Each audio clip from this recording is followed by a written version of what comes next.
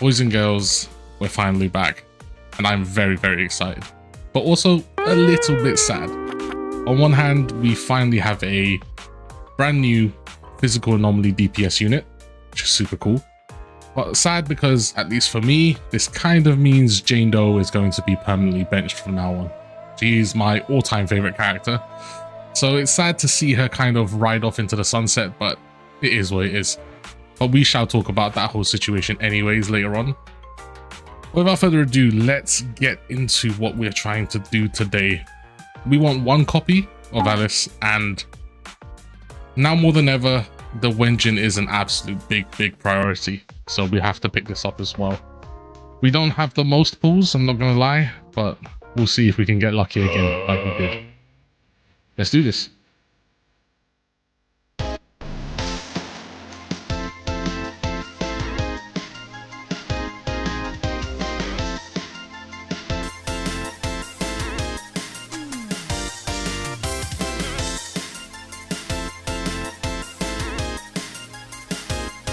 Okay, we went to soft pity. I'm not too upset. Let's win this 50-50, shall we? I'm confident for some reason. I'm very confident. Let's do it.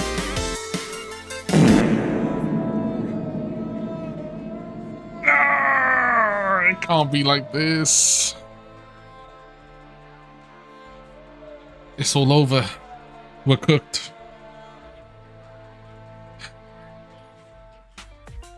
Well, one step closer to Mindscapes 6, I guess, which is the real goal.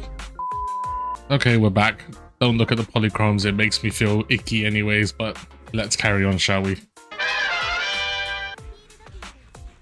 And there she is. Very cute character. She's no Jane Doe, but it will have to do.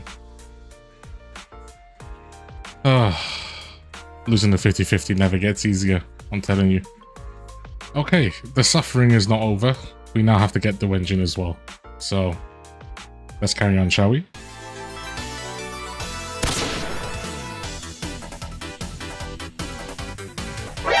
Oh. Oh. Oh, that's very awkward. Double Wenjin. I really do not know how to think about that. I mean, nice. I'm happy about it. I really don't know what to do with the second copy. I'm not someone who ever pulls for multiple versions. Oh, it might be a case of just saving it for like a future unit or something. I don't know. I don't know how to feel about this. I mean, I'm happy I'll go early, but 2 copies? Kind of awkward, I'm not gonna lie. Well, that was one of the more confusing pull sessions I've ever had.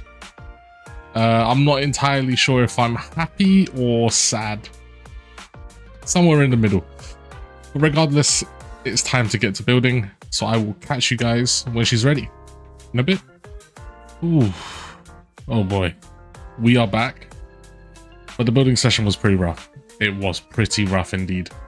Like, don't get me wrong, I love anomaly characters, but building them is pain. Targeting one stat, anomaly proficiency, as opposed to like crit rate, crit damage and stuff like that, super painful. The fabled 4 rows into anomaly proficiency has still eluded me to this day. But overall, I'm still pretty happy with the build, so let's take a look, shall we? Okay, so here are the stats we're working with. Attack. This is obviously your dump stat. It's just nice to have. Anywhere from like 2.5 to 2.9, you're really good. So 2.7, I'm really happy with that. Anomaly Mastery. Now, this is a very important stat, and we'll talk more about it once we get into the Wenjins. But Anomaly Mastery is one of her primary ways of scaling anomaly proficiency. And that's why the anomaly proficiency might look a little low on paper. Because if we look at someone like Vivian, for example, 474 anomaly proficiency, usually a good anomaly proficiency build will have over 400 comfortably. Whereas she struggles to hit 400 unless you're getting crazy rolls. Now, the reason for this is that he actually scales Anomaly proficiency from her Anomaly mastery because of her core skill. So getting Anomaly mastery as high as possible is the best way to also increase your Anomaly proficiency. But we'll talk about that once we get into the core skill and stuff like that. But essentially, you want this as high as possible, and then you also want as much Anomaly proficiency as possible. It's as simple as that. You don't care about anything else. You'll notice here my pen ratio is higher than normal, which means I'm running the pen ratio 5, which again, we will talk about. But let's get into the skills quickly. The main thing we need to talk about here is this additional ability. If an Alice's Anomaly mastery exceeds 140, each additional point grants her 1.6 Anomaly proficiency. So what does this mean? Well, in combat, I gain an additional 60 Anomaly mastery from my Wenjin. Once I'm in combat, this basically translates to 547 Anomaly proficiency in combat, which is huge, right? This is a pretty big amount. So you can understand why Anomaly proficiency is really important, and also why her Wenjin is extremely valuable. But in terms of skill priority, obviously you want to max out the core passive. Really simple. The vast majority of her damage does come from her charged basic, so you want to max this out, followed by her skill and then her ultimate. These two you can kind of leave a bit lower, but obviously she is a primary DPS, so leveling her skills, there is no real downside. Okay, let's talk about the drive dist options that you have. So for the 4-piece, 99% of people are just going to go for Fanged Metal. 10% increased physical damage, and then 35% damage when you inflict assault, which you're going to be doing all the time anyways. This is basically up all the time. The other option, if you're some kind of speedrunner Giga Chad, is the Hormone Punk, like nuke-centric playstyle. Really just comes down to when you're trying to do speedruns and stuff like that. So you can do this, but it's a very complex playstyle. And for 99% of people, like I said, you're just going to go for Fanged Metal. For the 2-piece, again, I would highly just recommend getting Python's Melody.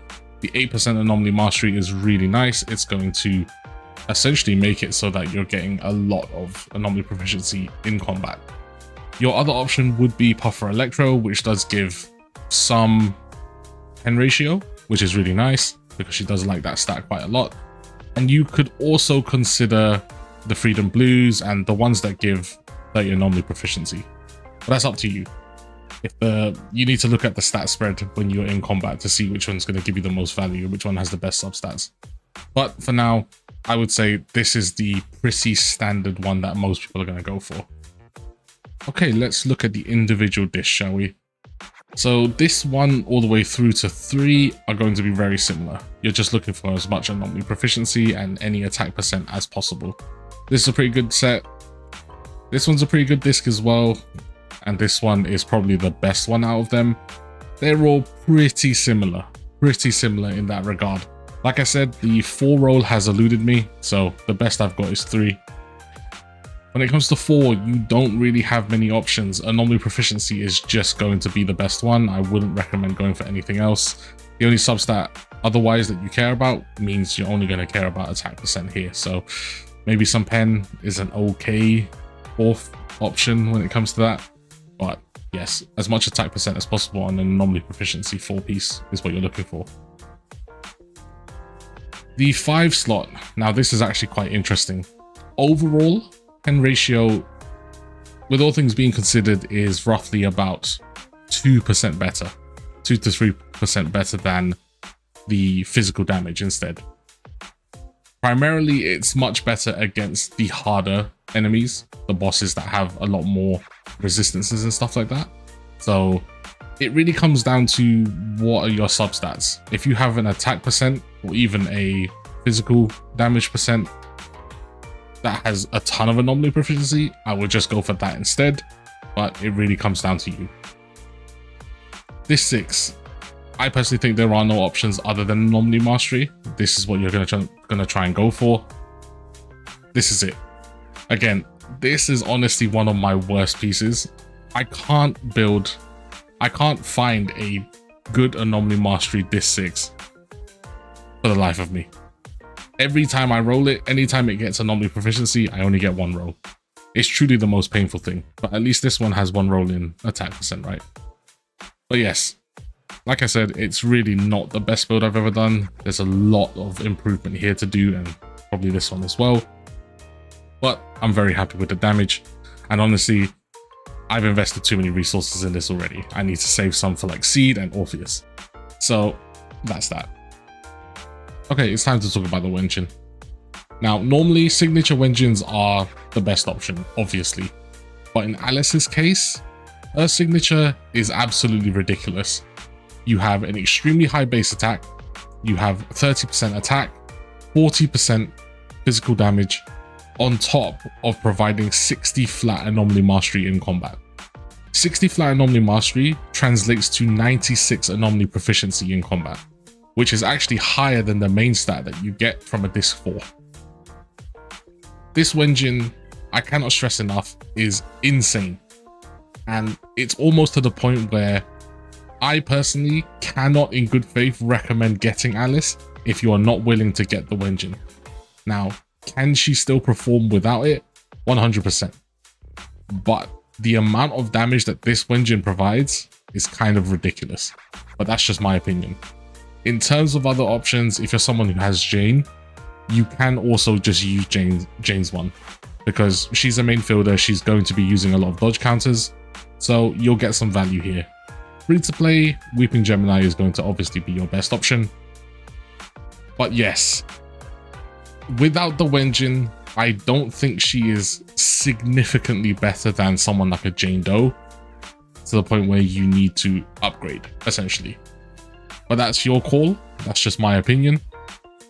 Do with that information what you will. Let's quickly touch on the Mindscapes, even though I would recommend the Wenjin. M1 is pretty strong. It essentially translates to one additional charged basic that you're going to get because of the refund, and then also the Death Shred is a really nice damage bonus. M2, it's a lot of text, but essentially just translates to more overall damage and pairs really nicely with the M1 as well. That 1000 extra decibels, it can translate to an earlier and maybe even translate to another ultimate in the actual cycle, but 1000 decimals, it depends. It really depends on the fight. But overall, like I said, if you're considering Mindscapes over the Wenjin, I'm just going Wenjin. I can't stress this enough. Okay, let's quickly talk about teams.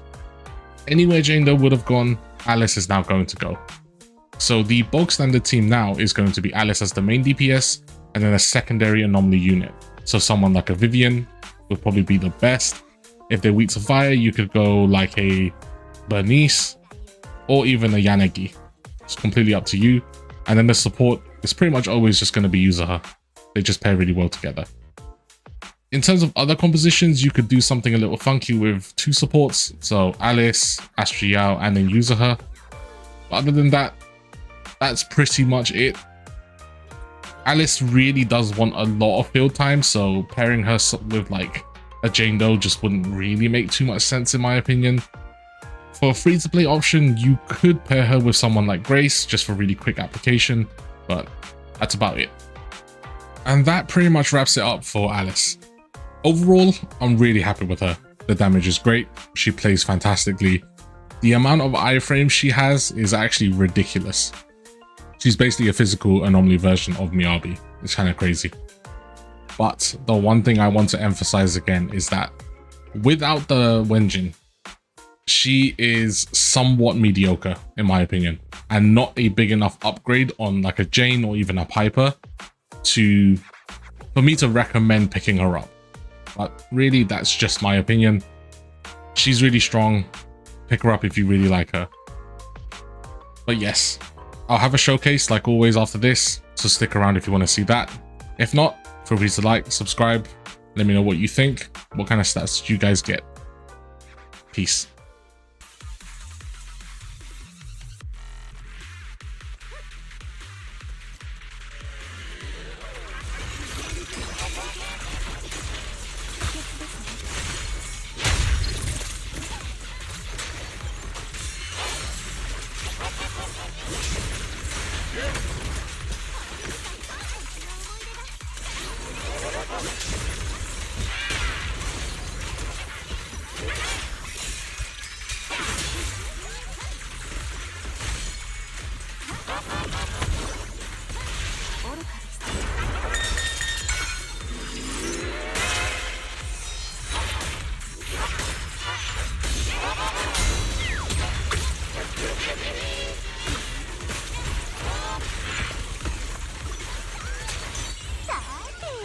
そこで何が出るかな。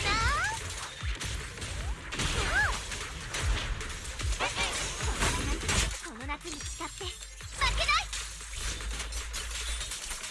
やあ、潮風が傘が出る。私とファエトーン様の邪魔をしないで。やっ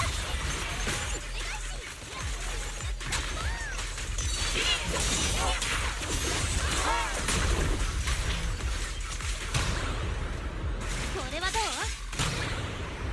なんてめんどくさい。この剣が勝利へと導く。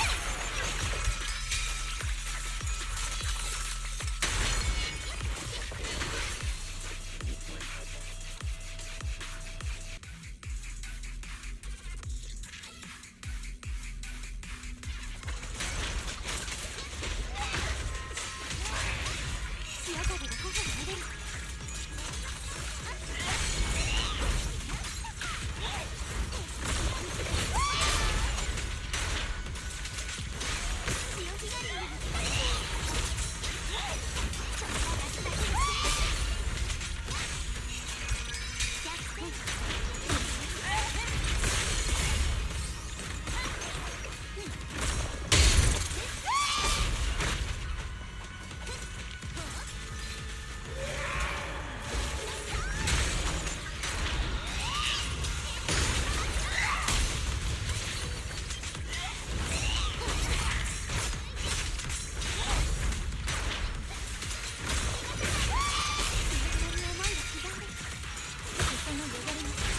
ファイトーン様、どうか見ていてください。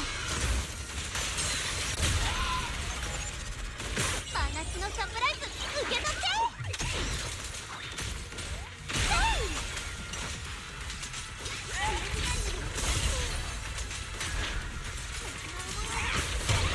これはどう？降参しても遅いのだわ。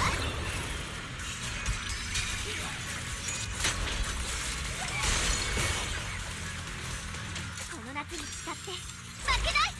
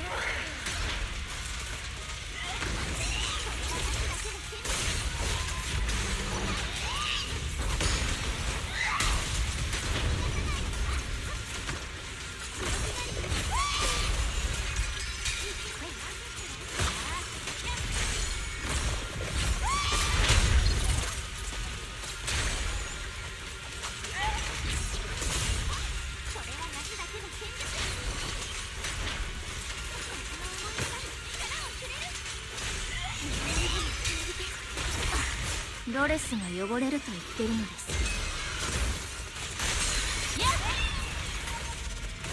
悩みよ悩み、飛んでいけ。こ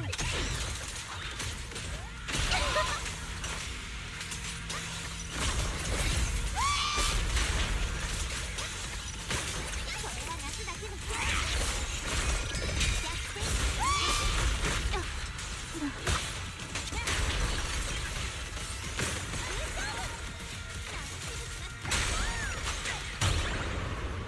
ーのでいくよ。これが私の覚悟と信念。要のアリスは無敵なのだわ。